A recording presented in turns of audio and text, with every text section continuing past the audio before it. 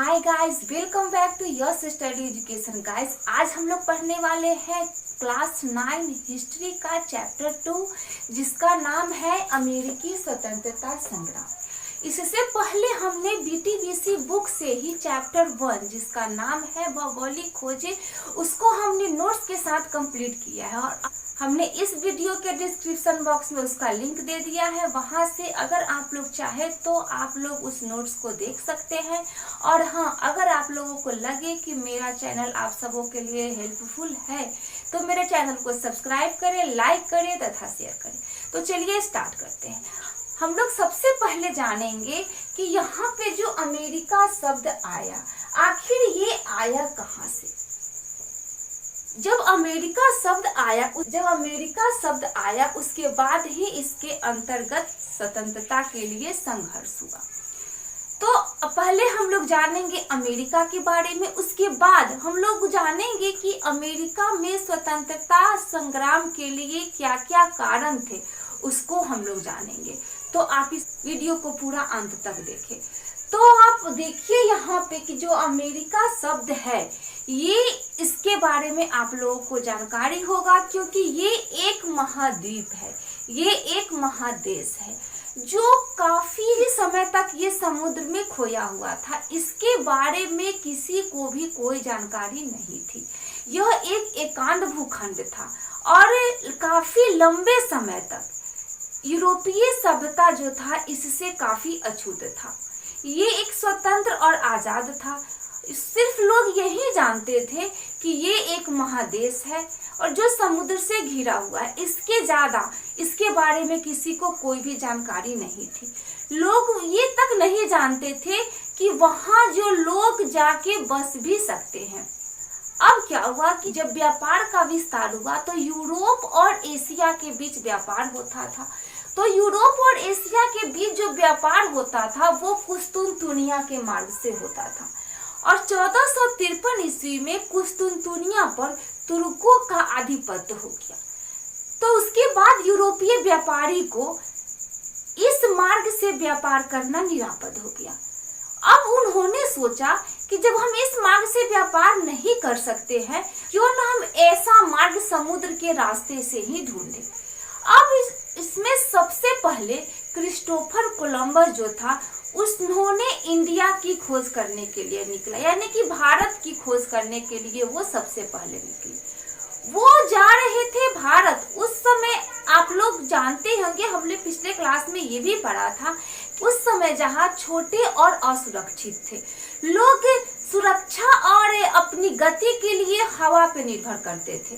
तो जो Christopher Columbus था उसे भारत आना था, लेकिन हवा की गति के कारण हवा की गति उसे उल्टी दिशा में ले गई और वो चला गया अमेरिका। और वहां जाने के बाद उसने देखा कि यहाँ भी लोग रहते हैं। वहां पे उसने जनजाति लोग को देखा और उसे लगा कि हम भारत पहुंच गए और ये जो यहाँ भारत के वासी है, इसलिए वहां के लोगों को, जो क्रिस्टोफर कोलंबस था, उसने रेड इंडियन कहा। क्योंकि वो वहां जाना था भारत, इसलिए उसने रेड इंडियन कहा। और जो उसने वो जिस जगह पे पहुंचा उस जगह का नाम उसने वेस्ट इंडीज रखा, क्योंकि क्रिस्टोफर कोलंबस को जाना था ईस्ट में और वो चला गया वेस्ट में। उसे लगा कि ये भी जो है पश्चिम का भारत है।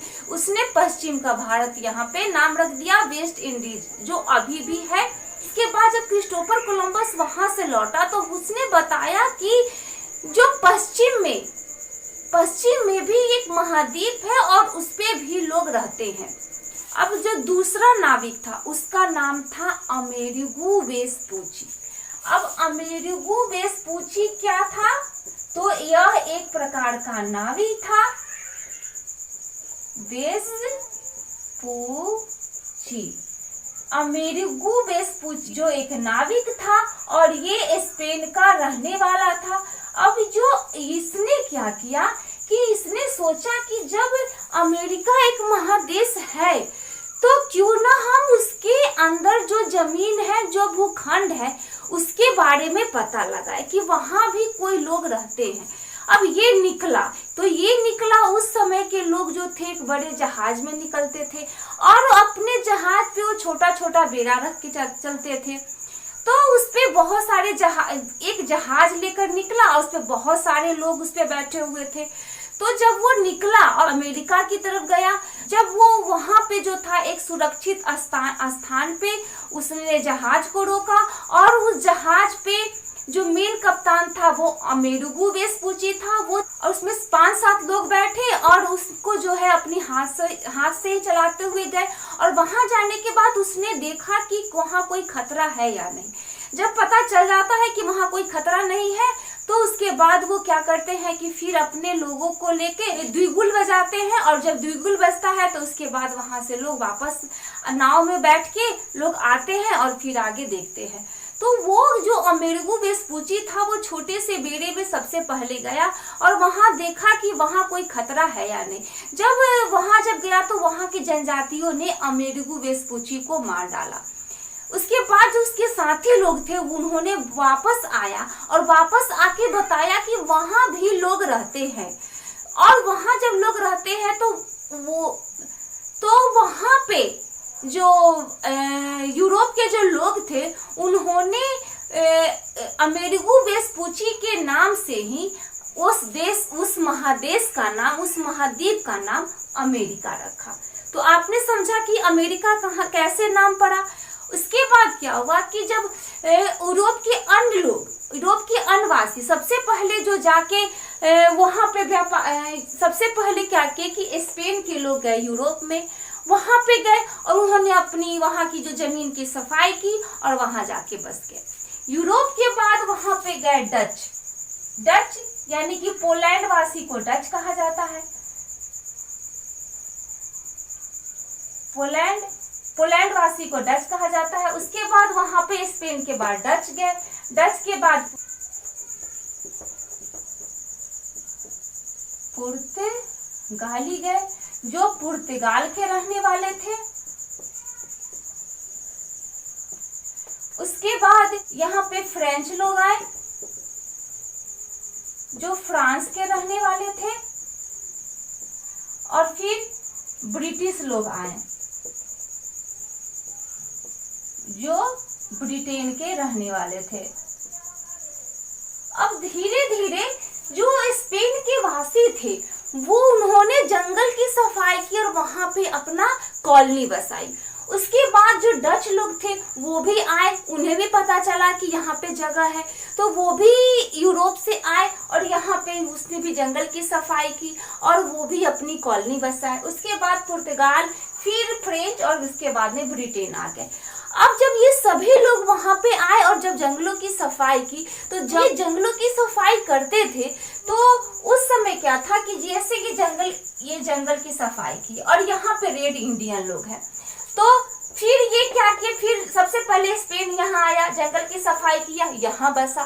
फिर उसके बाद यहाँ पे डच आया, डच जंगल की सफाई किया, फिर यहाँ पे बसा। फिर रेड इंडियन क्या है वो अंदर की तरफ गए। फिर पुर्तगाल आया, यहाँ पे अपना डेबेरा बनाया। पुर्तगाल आया, फिर यहाँ पे अपनी कॉलोनी बसाई, फिर ये अंदर की तरफ गया। यानी कि ये लोग, यूरोपीय लोग, जैसे जैसे वो वहां जाके अपनी कॉलोनी बसाते गए, रेड इंडियन जो थे वो अंदर की तरफ वो चले जाते थे। अब यहाँ पे क्या हुआ कि जो स्पेन, अब धीरे धीरे ये जो लोग थे वहां पे अपना वर्चस्व बढ़ाने लगे। अब इसी वर्चस्व के कारण वो अपनी विस्तार करने लगे। तो उस विस्तार के कारण जो स्पेन और ब्रिटेन, यानी कि स्पेन और ब्रिटिश में जो था, स्पेनिश और ब्रिटिश में काफी घमासान युद्ध हुआ, और वो युद्ध हुआ 1558 में। 1558 में जब ये दोनों स्पेन और ब्रिटेन के बीच घमासान युद्ध हुआ, जिसमें स्पेन जो था वो हार गया, और जब क्या था, ब्रिटिश का वर्चस्व जो था सबसे ज्यादा हो गया। अब ये इसके बाद क्या हुआ कि धीरे धीरे डच, पुर्तगाल, फ्रेंच, ये सभी जो धीरे धीरे उन सभी कॉलोनियों में ब्रिटेन का वर्चस्व बढ़ गया। अब ब्रिटेन क्या था, वहां पे अपना उपनिवेश बना लिया और वो ब्रिटेन पूरा 13 उपनिवेश बनाया। यानी कि अमेरिका में ब्रिटेन के कुल 13 उपनिवेश थे,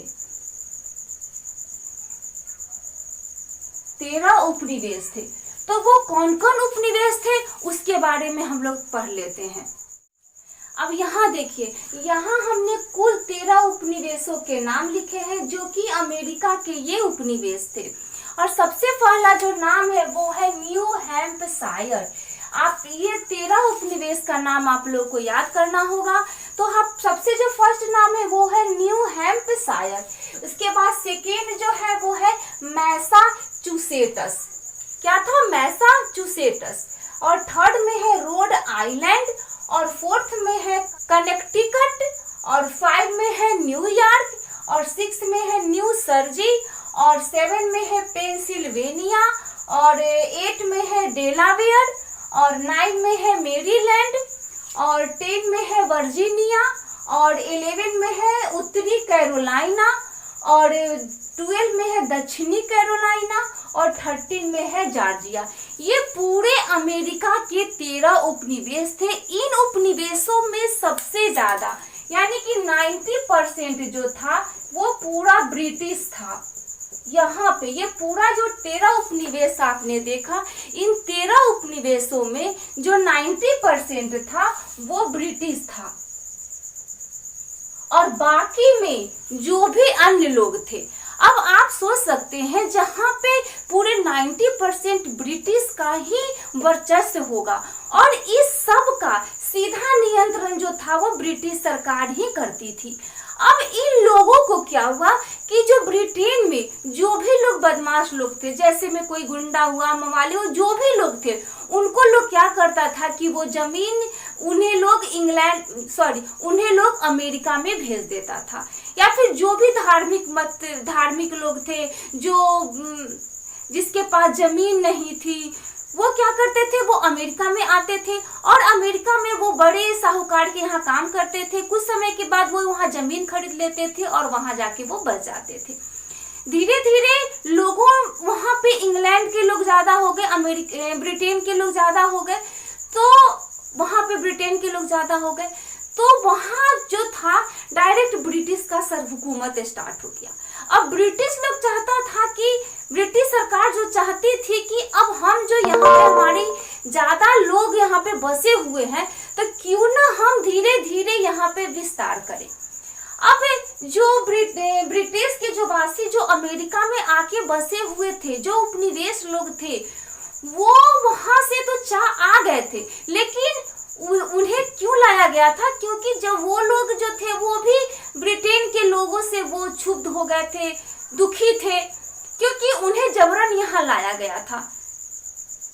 जो लोग काम नहीं कर पाते थे तो यहाँ पे लोग जो लोग काम नहीं करते थे तो यहाँ पे लोग डाल देता था, अमेरिका में उपनिवेश में काम करने के लिए डाल देता था। ये सब रीजन था कि जो अमेरिका में जो उपनिवेश जो ब्रिटेन के थे, वो उन्हें अपनी मातृभूमि के प्रति थोड़ा भी प्रेम नहीं था और वो चाहते थे कि उनकी जो भी बातें हो, उनकी जो भी नियम कानून हो, यहाँ पे नहीं लादा जाए। लेकिन जो ब्रिटिश सरकार थी अपने नियम कानून को यहाँ पे लादना चाहती थी।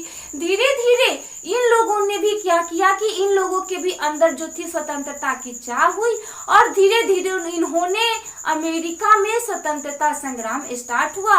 और इन लोगों क्या किए कि इन लोगों का ही सबसे महत्वपूर्ण योगदान था अमेरिका स्वतंत्रता संग्राम में। तो अब हम लोग चलिए देखते हैं कि अमेरिका का स्वतंत्रता संग्राम के क्या क्या कारण थे, उसको अब हम लोग देख लेते हैं। अब यहाँ हमने अमेरिकी स्वतंत्रता संग्राम के कारण को लिख दिया है। तो सबसे जो फर्स्ट कारण था वो है उपनिवेशों में राजनीतिक स्वायत्तता का अभाव। अब यहाँ पे स्वायत्तता का मतलब क्या होता है? स्वायत्तता का मतलब होता है कि अपनी सरकार बनाने का अधिकार, यानी कि यहाँ पे जो उपनिवेशों में अपनी सरकार बनाने का अधिकार नहीं था। उपनिवेश में जो थे अधिकांश लोग अंग्रेज थे और उन्होंने इंग्लैंड की संसदीय व्यवस्था और विधि विधान को देखा था। वो अपने उपनिवेश में भी प्रजातांत्रिक व्यवस्था लाना चाहते थे, लेकिन यहाँ पे जो इंग्लैंड की सरकार थी, जो ब्रिटिश सरकार थी, यहाँ पे गवर्नर वही नियुक्त करता था और जो वो गवर्नर जो नियुक्त करता था वो उस गवर्नर से उपनिवेश लोग संतुष्ट नहीं थे। अब उसके कारण क्या हुआ कि उनके अंदर क्रोध की भावना जागृत हुई और ये भी एक स्वतंत्रता संग्राम के लिए महत्वपूर्ण एक कारण है। अब दूसरा जो देखेंगे वो है भौगोलिक दूरी। अब जो इंग्लैंड और उपनिवेश जो ब्रिटेन और उपनिवेश ये दोनों क्या थे, अटलांटिक महासागर के छोर पे स्थित थे। अब वहां से क्या था कि दोनों को जो अमेरिकी सरकार जो चाहती थी वो डायरेक्ट वो वहां से करना चाहती थी, लेकिन उससे आने जाने का मार्ग नहीं था। उस समय जो था व्यापार और संचार साधनों का अभाव था। अब ब्रिटिश सरकार जो वहां से डायरेक्ट नियंत्रण रखने में वो असमर्थ हो पाती थी, वो सक्षम नहीं हो पाती थी। और एक ये भी रीजन था, भौगोलिक दूरी होने का भी कारण था अमेरिका में स्वतंत्रता संग्राम का। और तीसरा जो है वो है धार्मिक एवं सामाजिक व्यवस्था में मतभेद। और यहाँ पे जो था ब्रिटेन में जो था दो प्रकार की सामाजिक व्यवस्था थी। एक था जो ब्रिटिशवासी थे वो एंग्लिकन जो संप्रदाय था उसको मानते थे, एंग्लिकन धर्म को मानते थे, और जो अमेरिकी जनता थी वो प्यूरिटन धर्म को मानती थी। एक ये भी रीजन था अमेरिकी स्वतंत्रता संग्राम का। और जो थर्ड था वो सप्तवर्षीय युद्ध का प्रभाव। सप्तवर्षीय युद्ध का सबसे ज्यादा अमेरिकी स्वतंत्रता संग्राम पे पड़ा। जो सप्तवर्षीय युद्ध था वो 1756 से लेके 1763 तक फ्रांस और इंग्लैंड के बीच हुआ, जिसमें फ्रांस की पराजय हो गई। जो युद्ध से पहले जो उपनिवेश लोग थे वो इंग्लैंड के प्रति उनका काफी घनिष्ठ संबंध था, क्योंकि उस समय फ्रांस जो था कनाडा में वास करता था। अब क्या हुआ कि जो फ्रांस के जो लोग थे वो जो उपनिवेश लोग थे वे ये सोचते थे कि कनाडा में जो फ्रांसीसी उपनिवेश है उससे वो अकेले युद्ध नहीं कर सकते थे। अब इन्होंने देखा कि जैसे ही ब्रिटेन और फ्रांस में युद्ध हुआ जो अन्य उपनिवेश थे उन्होंने भी अपनी स्वतंत्रता की ओर देखा और उन्होंने बाद में फ्रांस से भी सहायता लिया। तो इसी संबंध में जो प्रोफेसर पोलार्ड थे उन्होंने कहा है कि जो फ्रांस की पराजय ने स्वतंत्रता वासियों की इच्छा को भड़काया। तो ये पॉइंट आप लोगों को याद करना है। ये जो पॉइंट है प्रोफेसर पोलार्ड का कि फ्रांस की पराजय ने स्वतंत्रता वासियों की इच्छा को भड़काया, ये आपको याद करना होगा। ये आपको पूछ देगा कि फ्रांस की पराजय ने स्वतंत्रता वासियों की इच्छा को भड़काया, यह किसका कथन है? तो प्रोफेसर पोलार्ड का है। अब जो थर्ड में है प्रगति विरोधी आर्थिक नीति। अब जो इंग्लैंड के जो उपनिवेश थे, जो अमेरिका में जो उपनिवेश लोग बसे हुए थे वो व्यापार करना चाहते थे, लेकिन जो इंग्लैंड की जो संसदीय सरकार थी वो क्या चाहती थी कि वो व्यापार का विस्तार करे, लेकिन वो मेरे कारण करे, जो हम उससे कहे वही वो कार्य करे। लेकिन जो उपनिवेश लोग थे वे इससे संतुष्ट नहीं थे, वे अपनी मर्जी से जीना चाहते थे, वो आजादी चाहते थे। तो एक ये भी कारण था जो प्रगति विरोधी आर्थिक नीति, इसके कारण उन्होंने आर्थिक नीति को अपनाया और जो ये भी स्वतंत्रता संग्राम के कारण में एक महत्वपूर्ण भूमिका निभाई। और जो आपत्तिजनक कर, अब जो प्रधानमंत्री ग्रेनविले था, जो सप्तवर्षीय युद्ध हुआ था जिसमें फ्रांस और इंग्लैंड के बीच जो सप्तवर्षीय युद्ध हुआ था उस युद्ध में काफी खर्चा आया था। तो 1700 इस खर्चा की भरपाई करने के लिए जो प्रधानमंत्री ग्रेनविले थे इंग्लैंड के, उन्होंने उस खर्चा की भरपाई करने के लिए एक आपत्तिजनक कर लगाया।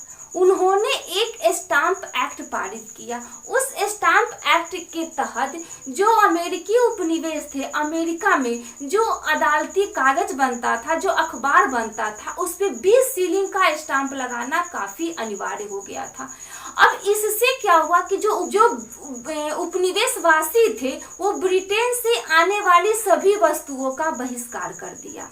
1767 ईस्वी में ब्रिटिश संसद ने उपभोक्ता वस्तुओं पर कर लगाया। जैसे उपभोक्ता वस्तुओं में आ गया कागज, आ गया शीशा, आ गया चाय आ गया, रोगन आ गया, इन सभी चीजों पे जो था ब्रिटिश संसद ने कर लगा दिया।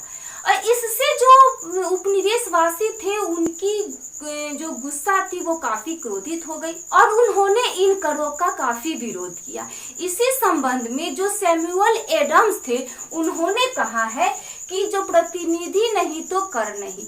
ये बात यहाँ पे ध्यान रखिएगा, शायद मैंने नहीं लिखा है कि प्रतिनिधि नहीं तो कर नहीं। ये बात किसने कहा है? तो सैमुअल एडम्स। यहाँ पे मैं लिख देती हूँ,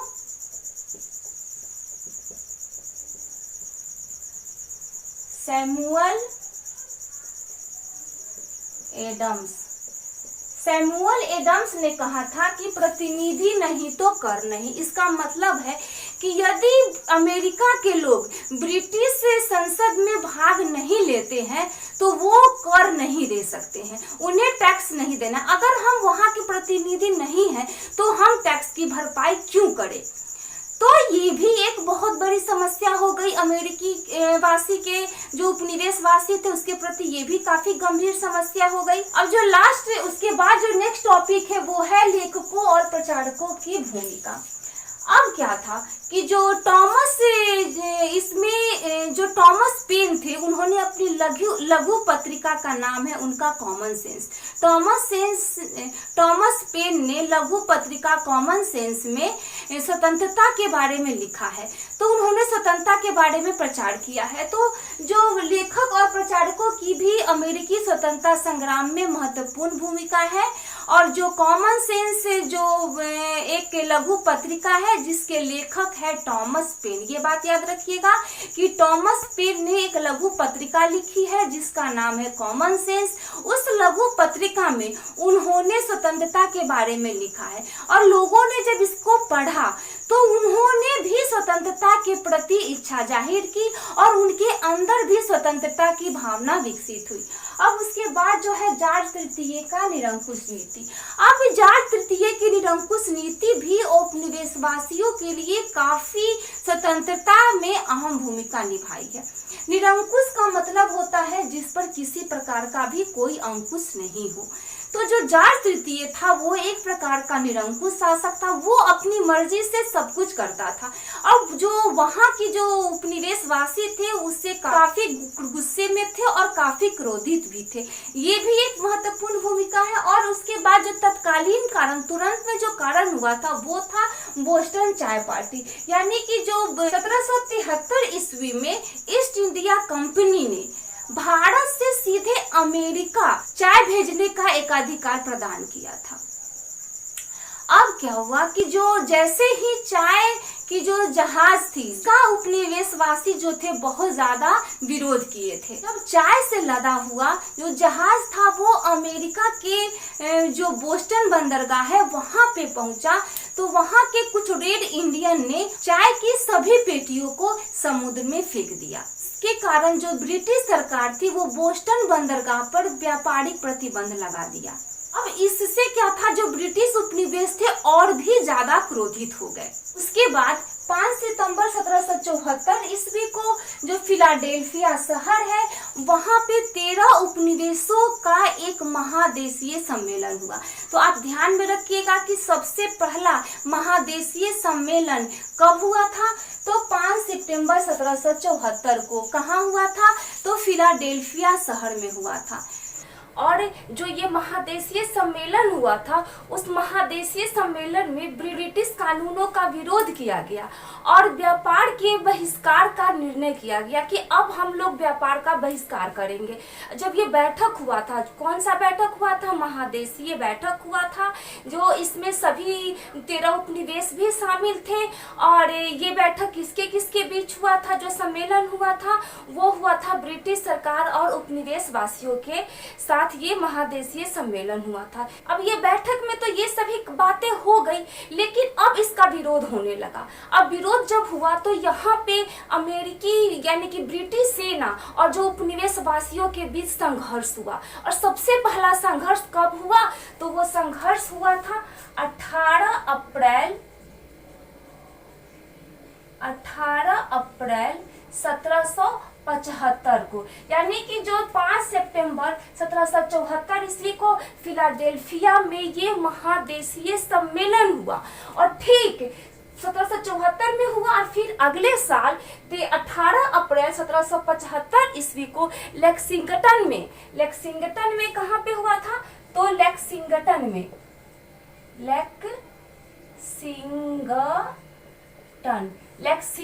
में सबसे पहला संघर्ष हुआ ब्रिटिश सेना और उपनिवेशवासियों के प्रति।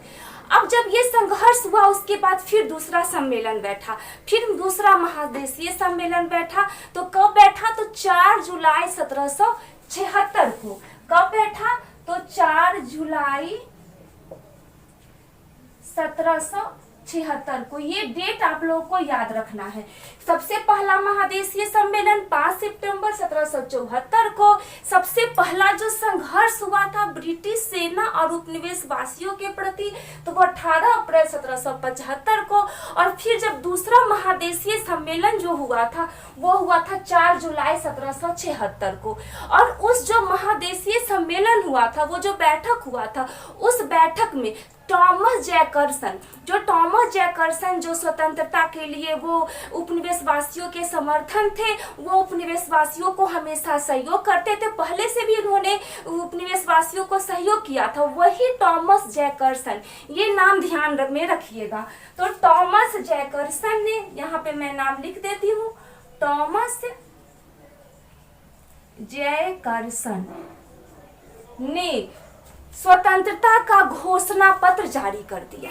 लेकिन उस समय तक स्वतंत्रता नहीं मिली थी। उसके बाद धीरे धीरे संघर्ष होना स्टार्ट हो गया और संघर्ष चलता रहा। और संघर्ष चलते चलते 3 फरवरी 1783 में, ये भी डेट याद रखिएगा, 3 फरवरी